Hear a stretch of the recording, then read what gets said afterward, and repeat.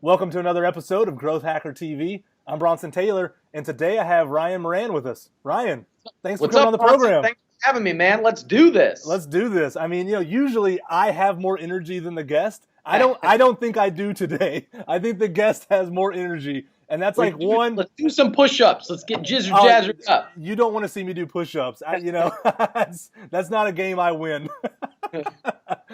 All right, so Ryan, you are the founder of capitalism.com, which I don't know how in the world you got that domain. I'm sure there's a story there. And it's push-ups. That's how you got it. That's it. Straight that's up push-ups. Push-up contest. Deadlifts. Yeah. And you're also the host of Freedom Fastlane podcast. So just in a nutshell, to start out this whole thing, tell us, what is capitalism.com? What is Freedom Fastlane podcast? Who are you? Why should we listen to you?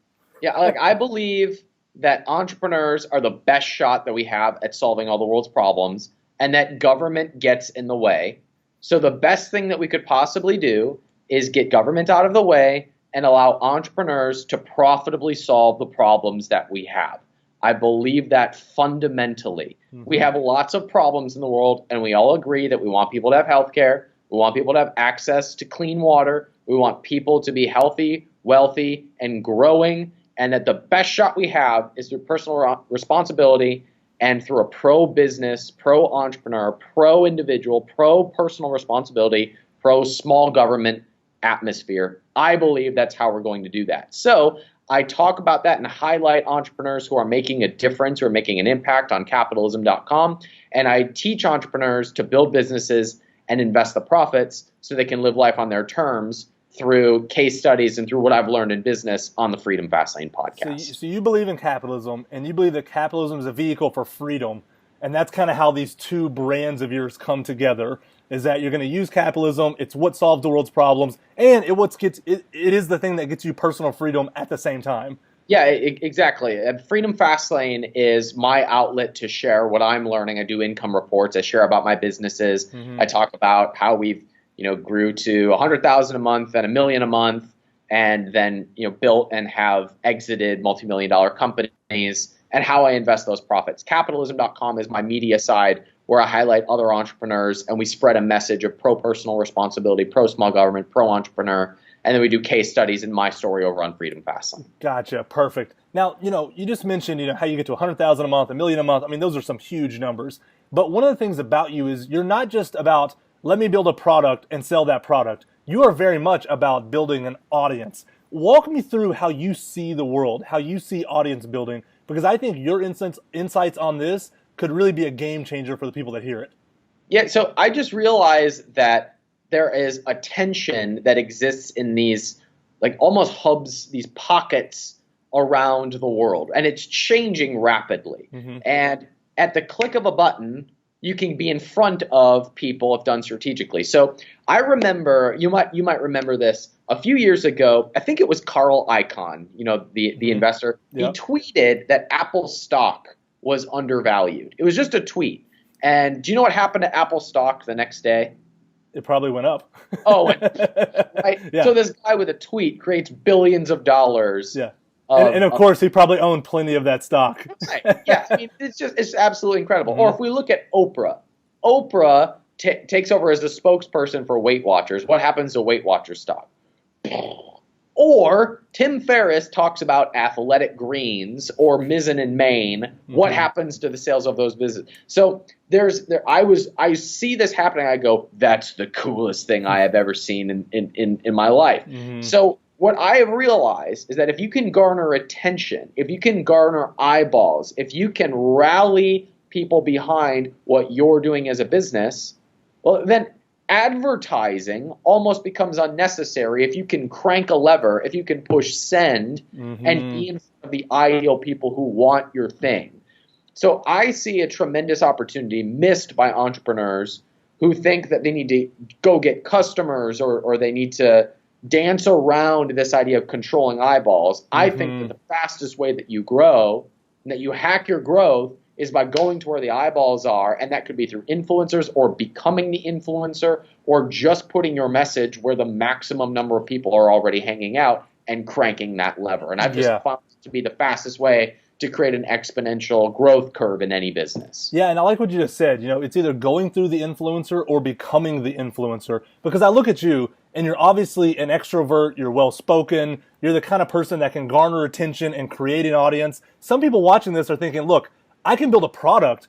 I can't do what Ryan does in terms of personality. But what you just said is you can go through the Ryans of the world, even if you're not the Ryan of the world. Is that correct?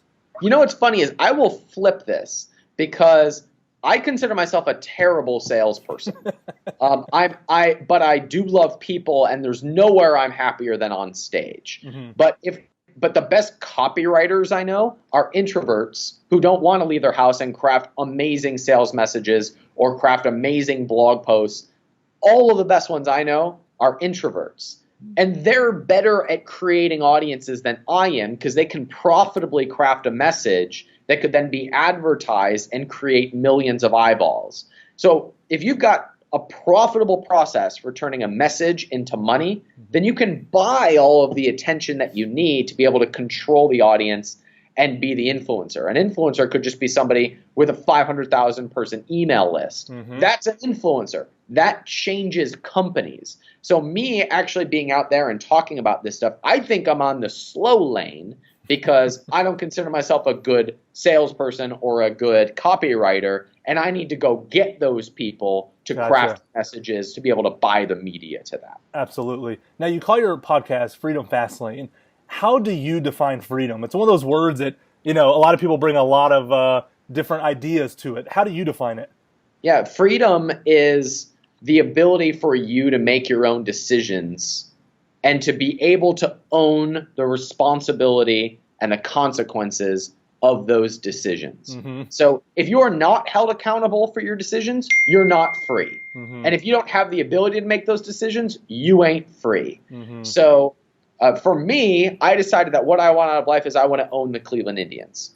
So I've got to own the responsibility of that decision, and that's going to require me to work really, really hard. Mm-hmm. So for some people, it's making $10K a month and peacing out and say, for me, my own decisions means I'm going to have another Mai Tai. Mm-hmm. And that's fine as long as you own the responsibility of the decisions that you make. Yeah. And one of the things that I think is kind of a danger in our society today is we want the freedom to make decisions, but we don't want the consequences of making those decisions. And I think that you cannot have one without the other. Well, see, I like so much of what you're saying. I mean, I believe in personal responsibility. I believe in grit. I believe in, that kind of stuff. And that's why I like the way that you spun it. It's about having the freedom to take the responsibility, because a lot of people say have the freedom to get the rewards. No. Yes. The rewards come because you took responsibility. The rewards come because it was your fault and you owned up to it and you learned from it and you did something different. The rewards come because you had the grit to persevere, not because you pointed fingers and blamed. And that's a very different mentality. Freedom is hardship in a lot of cases until the rewards come.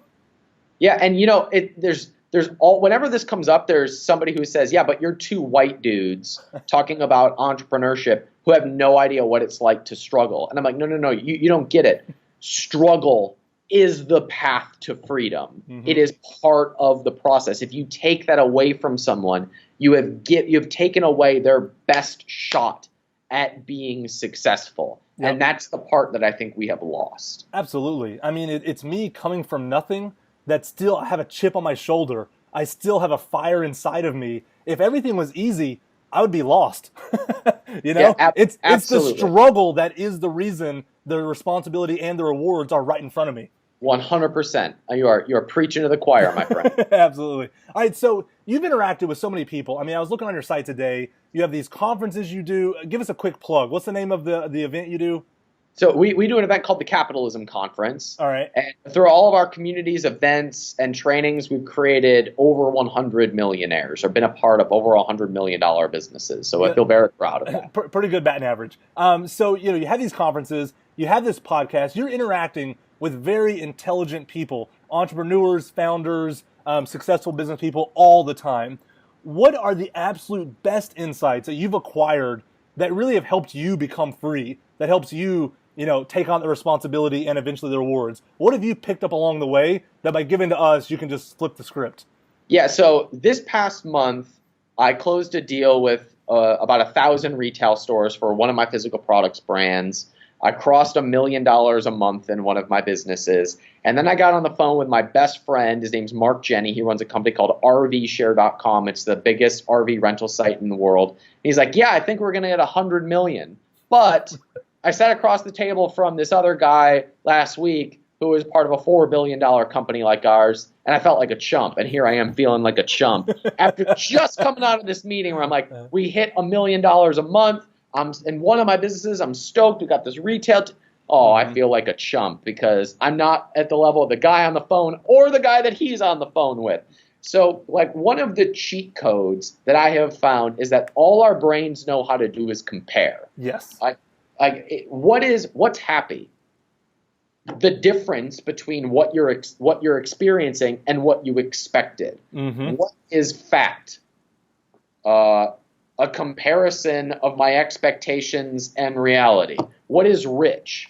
A comparison. It's all a comparison, always. The reason you feel depressed is because you have a comparison in your brain. The reason you feel unsuccessful is because you have some sort of a comparison in your brain. Yep. And what I found, and what I've found that successful people do, is that they're just in control of the comparison.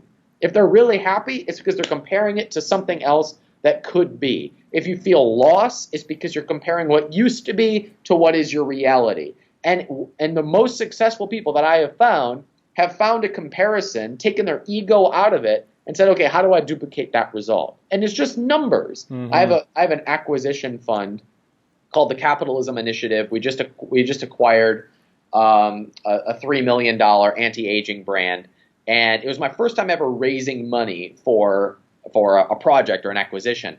And I sat there and I had a 7-figure wire that I had one thing to do. My only job was send the $1 million wire. All I had to do, right? Mm-hmm. I raised the money and I had to go send this 7-figure wire.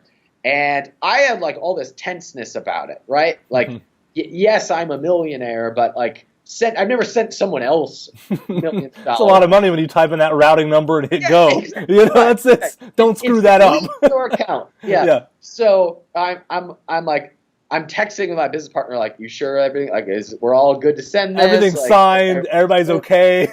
Right. Yeah. And he just sends me this text message back. He comes from the finance world where he deals with like hundreds of millions of dollars at a time. And he says to me, Ryan, they're just zeros.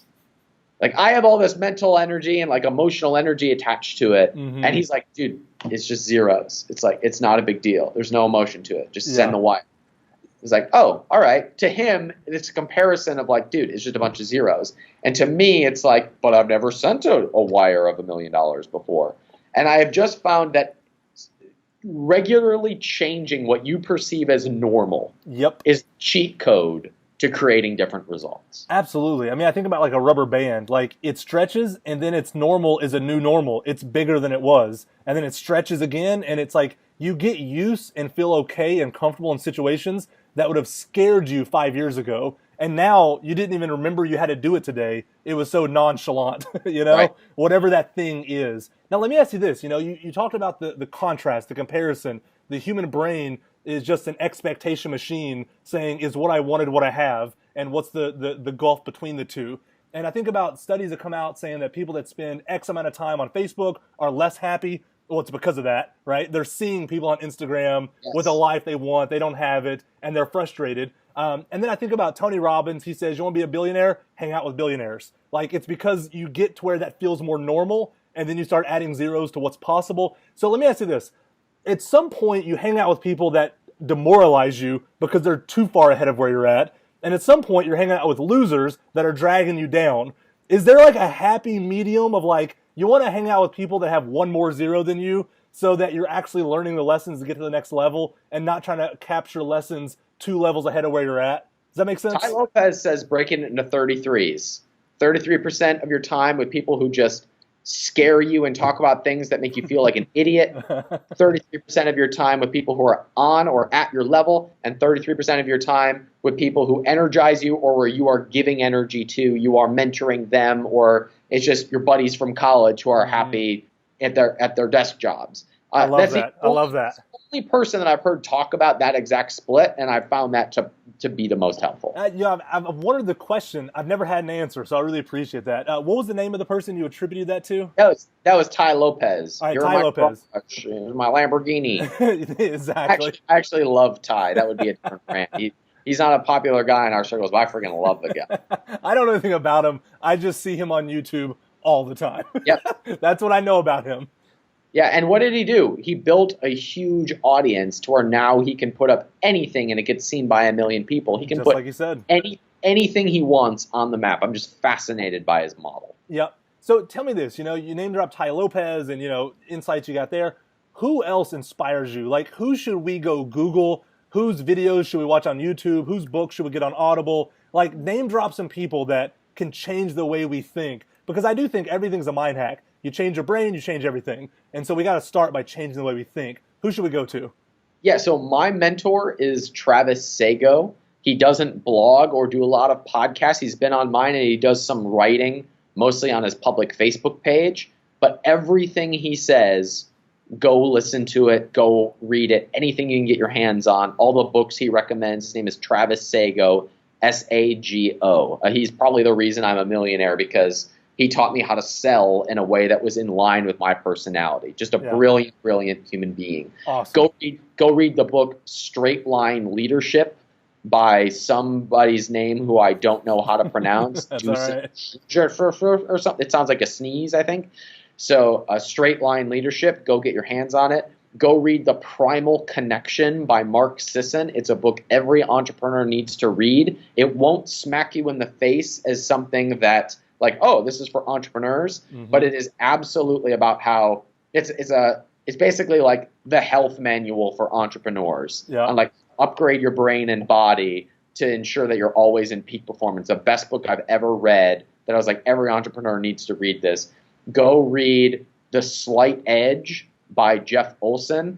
If you want the 30-second version, it's about how compounding effects create our results, not leaps in expectations. It is by these little things that we do consistently until an exponential impact hits. So, and then the one other book that we give all of our clients and customers is Ready, Fire, Aim by Michael Masterson. It's about the straight line path to 100 million. I live by that. So those are the 4 books and the one person that I'd recommend you listen to. All right, so after this, I'm going to watch this interview myself, write down all those names again, and then go buy their stuff. And fun fact, Mark is actually one of my investors. So I got Awesome. major respect there for sure. Awesome. All right, let's change gears slightly to close out here. So you are very excited about physical products, right? And a lot of people in the circles I run in, it's all about the ones and zeros. It's all about the code. It's all about software as a service. It's about platforms. It's about markets. And here you are doing physical products. Why are you drawn toward physical products? What's going through your mind? Couple things. One, predictability and provability. Predictability meaning I know exactly if I create a physical product and I put it in front of the right people, they'll buy it. The second is those markets have already been proven. I know what the size is of the yoga community. I know how many people buy supplements. I know how many people buy beauty creams. I know exactly where they hang out. They hang out on Amazon.com and they buy in retail. They also shop on Facebook and they do some research on Google. It's very, very easy to predict the buying habits of those individuals. I also know that it is a business that can be built and sold in a provable way. I have students who have sold businesses for $20 million, $16 million, $10 million, $2.3 million. I know it has been a proven process of building $1 million business and selling a business for millions of dollars. We've helped people do it over 100 times. So it's a model that I think is as provable or as like systemizable as possible. And like at this point in my career, that's exactly where I wanted to go because I decided a few years ago I never wanted to have a company that was just dependent upon me or my face or my copy or me showing up. So when I sell a physical product and they get their physical product, you're done. You nurture that customer, you create that buying experience. But for me, I want them to be happy and tell all their friends so they come back and buy more things. And now I have a brand, and I can always build upon that brand by releasing new products, by marketing to them in a different way. Mm-hmm. And there was a mentor of mine several years ago. I was probably 24 at the time, and I said, hey, so what would you do if you were a 24-year-old guy like me really trying to make it in the world? What would you do? And he said, as many women as possible. And I said, well, that's not my style. That's not what I'm about. And he said, all right, well, then I would sell physical products. I would sell stuff. Everybody's trying to create the new thing. Everybody's trying to create information or software because that's hot. But people have bought stuff for hundreds of years, and they will buy stuff for hundreds of years. And I want to be in businesses where there are entrepreneurs who are old, rich, and happy. Mm-hmm. And if you're not in one of those industries where everyone around you is old, rich, and happy, you're probably in the wrong industry. No, it's awesome. And I'm so glad to talk about e-commerce and physical products because, it's a side story about me that I never talk about on the show, ever, is I actually have a product that I manufacture, distribute, and sell through all these different retail stores, on Amazon, everywhere. And it's actually this virtually indestructible bootlace.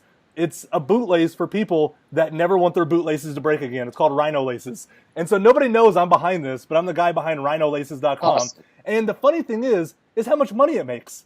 Like, I'm not doing anything that smart with it. I'm not doubling down on things that are working. I'm not giving it the love it deserves. And yet I get POs coming in nonstop that I'm just like, what is going on? Like, I have learned, not because I sought it out, but just the world has thrust it upon me, that the desire that humans have for physical products is absolutely insatiable. I don't know how else to explain it. Yeah, how many SaaS businesses does Warren Buffett own? 0. But how many physical products businesses does he own? Yeah, it's all of them. I mean, I was just reading an audiobook or listening to an audiobook yesterday talking about Warren Buffett's furniture store in Omaha and how that Amazon can't compete against him because he has so much inventory and you want to sit in the chair, and he has all the distribution channels and he has all the leverage to drive down the price because of his volume. So here he is in the middle of this, nowhere state, killing it with furniture, And it's like, that's Warren Buffett. He's a billionaire. We're not. Right, yeah. And everybody's chasing what's new. I chase what's provable or what has already been proven. Yep. Like, I want to be a billionaire. What are billionaires doing? And that's where I'm going. Yeah, and I mean, I like both sides. I love software. Sure. I love, physical product. So I think it's interesting for people to hear this other side that, just as, side note, we got a PO a couple months ago, a single PO for bootlaces, let me remind you. It was for $140,000 in bootlaces for one PO. And I'm just like, are you kidding me? And what did you have to do for that? You had to ship them the product. I didn't do it. We just hey, let's put together more bootlaces and send them to this address. There was no insight. There was no ingenuity. There was no, we just did what they wanted because they told us how much they wanted to buy of it. Yes.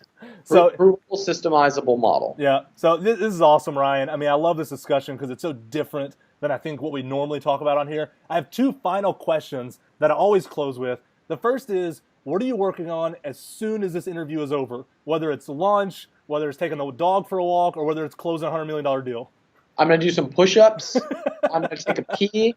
And then I'm prepping for another podcast for the people who follow The One Thing, which is another best-selling. I love that book.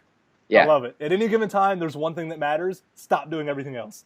Yes, that's exactly. the Cliff Notes. Yeah, I would recommend that audiobook too. All right, last question. So we're talking about investing and audience building on that podcast. That's the one thing that you think matters, and that's going to be a great podcast there as well. All right, what is the best advice you have for any startup that's trying to grow?